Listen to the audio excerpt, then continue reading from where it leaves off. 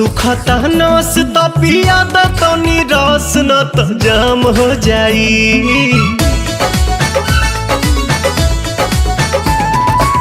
सुखता नस त पिया द तनी रस न त जाम हो जाई, न त जाम हो जाई। ए राजा चलो ना पिपरवा के तरवा ओही जे सारा काम हो जाई। ए राजा चलो ना पिपरवा के तरवा ओही जे सारा काम हो जाई। जानी बात टरकाव यही लागे ढरकाव रानिया जुरी में उठावा के पानी। बड़ा तेज बट धूप सब राजा रूप देखो काहे में फंसी जवानी। राजा चलो ना पिपरवा के तरवा ओही जे सारा काम हो जाई। ए राजा चलो ना पिपरवा के तरवा ओही जे सारा काम हो जाई।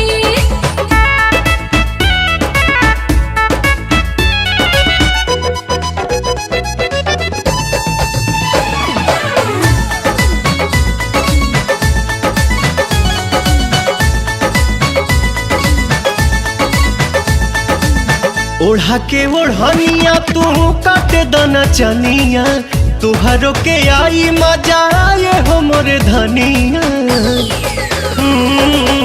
ओढ़ा के ओढ़निया तू काटे दना चनिया, तुहरो के आई मजा आए हो मोरे धनिया। नशा में नतीजा कुल बिगाड़ देबो हो, सारा इज्जत के बेइज्जत में लसार देबो हो। कहीं इतना डेरालू तू तो झूठे अगर आलू रानी कहतानी बात हम सही।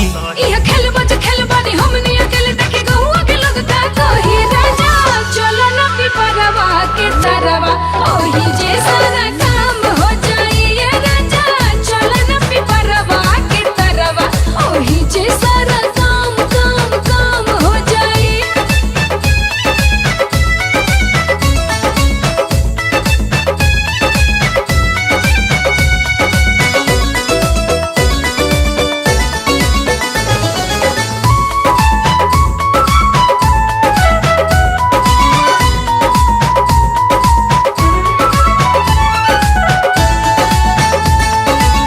गाल धके मस कब तबे जाके घस कब, सपना में देखल चीज सोझावा से चस कब। गाल धके मस कब तबे जाके घस कब, सपना में देखल चीज सोझावा से चस मोरे कब। सोना मोरे हीरा तू तो बड़ा पागल आइल, लागे मना मना बात कुली खोला तू फाइल। बाटे खड़ा दोपहर मन मारता लहर रानी मनवा के कैसे मनाही। छोड़ जाए दाई जान चल कइला ने मन अब कइला न जाता नहीं। राजा चलो ना पिपरवा के तरवा ओही जे सारा